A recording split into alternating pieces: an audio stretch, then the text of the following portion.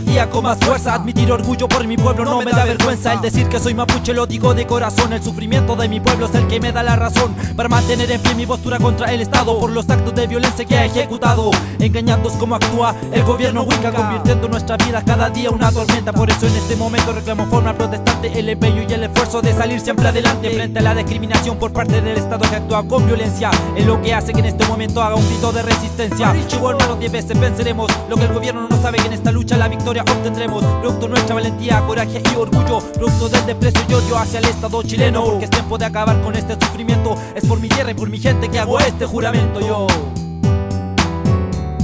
Inche, huechafe mapuche, juro por mi pueblo y por mi tierra, ser fiel y defender a mi raza, ya sea mar, en tierra o en cualquier lugar, hasta rendir la vida si es que fuese necesario, luchar hasta morir para acabar con el calvario, cumplir con mi deber y obligaciones de mapuche conforme a lo que rige mi cultura y cosmovisión, poner mi pensamiento y sentimiento en acción, enfocado al objetivo que es nuestra liberación, y poner todo empeño en ser un mapuche valiente con fuerza y decisión, haciendo frente al poder capitalista con mi manifestación.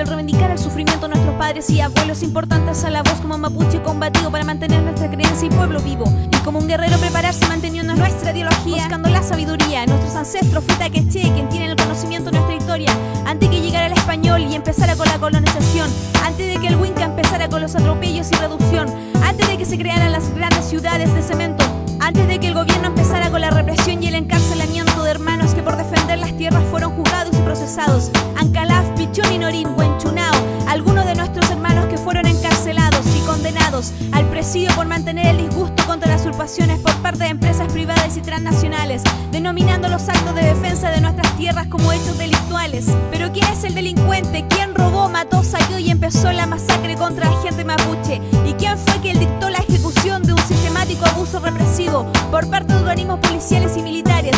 ¿Y quién fue quien disparó una bala y no se le condenó, siendo que mató a un hermano? Porque nuestro sentimiento aún sigue vivo y en nuestra mente del recuerdo de la muerte de un joven guerrero, Alex Lemun, te recordaremos.